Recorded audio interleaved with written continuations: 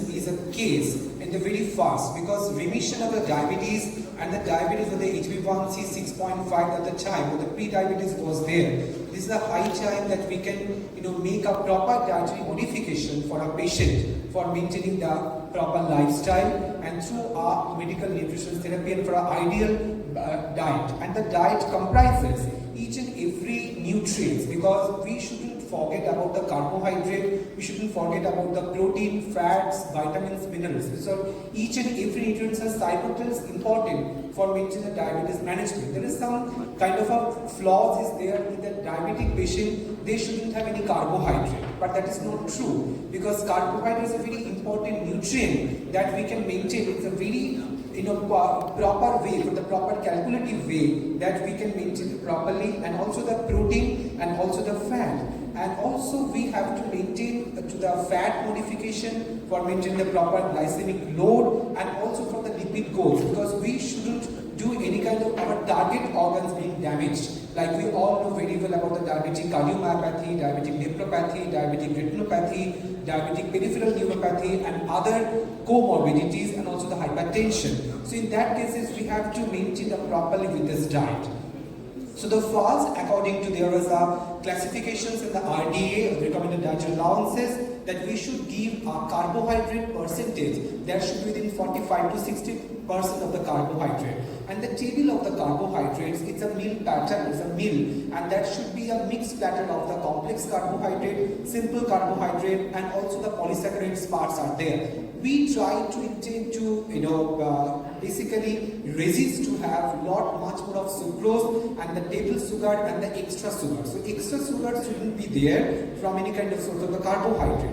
And the protein, 15 to 20% protein should be there, and the protein would be the lean protein, because lean protein and the high biological value protein, those protein have a good chemical score, and the net protein utilization is very important, because we are having too much of the protein, like 300 grams of protein, 400 grams of protein. That protein we can't utilize, that protein can't assimilate, because we can see many of our persons have a tendency to have a much amount of the protein, but we can assimilate that amount of protein. That's why protein part should be at the recent RDA guidelines, that the per ideal kg body weight, and that should be 1 to 1.2 gram per ideal kg body weight. But that should be according to our BMI wise, because we know very well the weight in kg by height in meter square, 18.5 to 23 kg meter square is the ideal range of the BMI. More of the 25 is basically the overweight, and 30 to the 35 and 40 is obesity grade 1, grade 2, and the grade 3.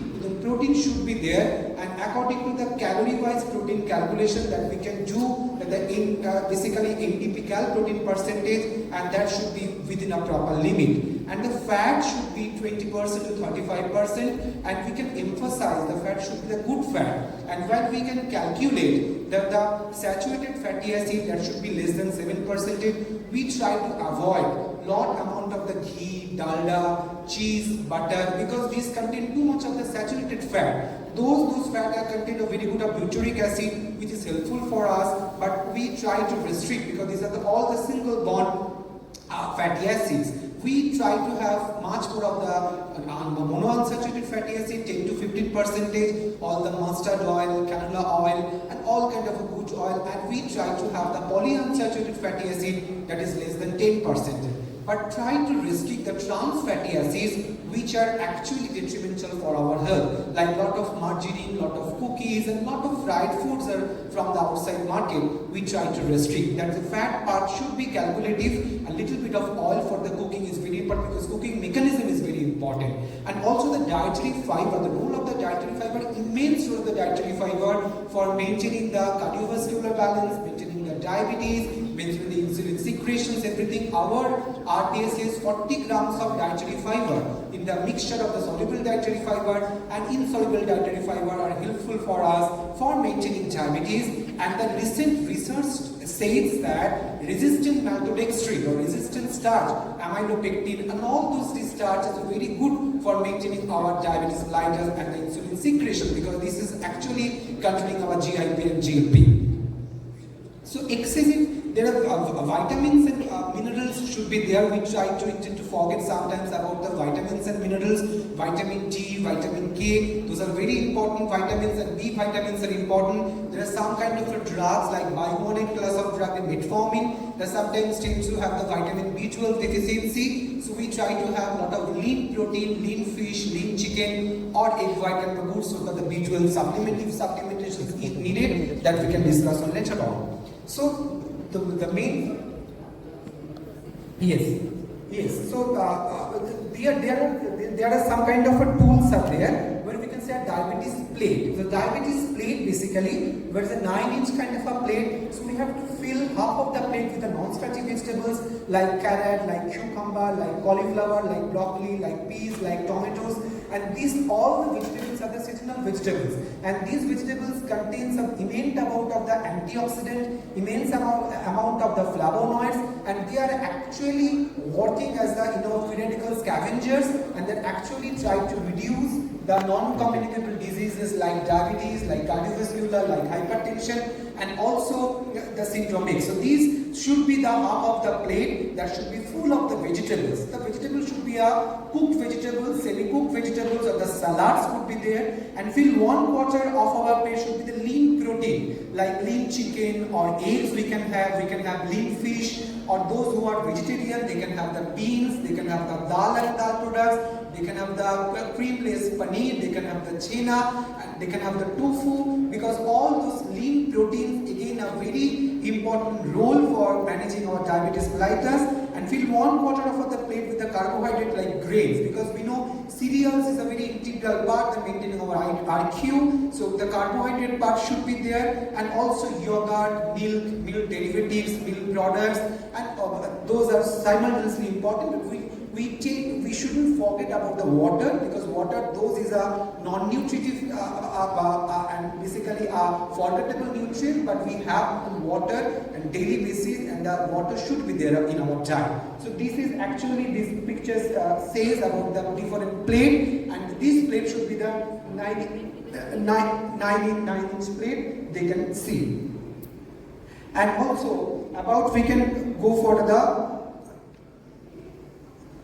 these particular slides of the hands method, the portion size. So portion size, how would you go for the portion size basically? So the feast size, our feast size, so we can take an amount of the grains, we can take the amount of the milk, we can take the low fat derivatives or low fat milk we can take, and the portion of the feast of the size in both hand size. If we have the both hand size, the duto hat, both hand size we can have the plenty of the vegetables. And the vegetables in our dietetics basically, we to categorize 3 kind of vegetables. One are roots and tubers, that shouldn't be very large amount, so sparingly we can have, but we can have the green leafy vegetables abundantly, or we can have all the seasonal vegetables abundantly what we are getting in our state or country. And palm size basically, so meat and alternatives, choose an amount of the finger of the palm of your hand, a little finger, we can have some meat, we can have some fish, we can have some egg, we can have some any other protein part, but the thumb size will be the fat. That means that for our ADEK, the vitamin absorption, the fats should be there, and fats are needed. But we are talking about the visible fat like oils and other fats, but that should be very sparing and very little amount of the fat. So that's why the tip of our thumb, so that amount of the fat we can get from the fat. So that is very important. We can see the pictorial demonstration and also from the slide. Thank you so much. So I'll take the next. Particular, she is very much a foodie and will not take any food that does not satisfy her pleasure for eating or a proper dietary advice.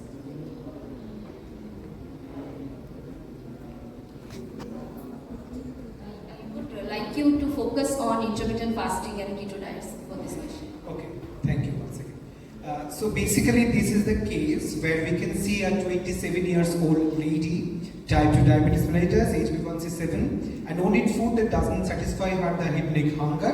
So basically this is the age where people tend to have a lot of other pastry or modeling or a lot of things. They have to have choosing kind of a different dietary pattern. like intermittent fasting, or sometimes they tend to have the ketogenic diet or keto diet without knowing the pros and cons.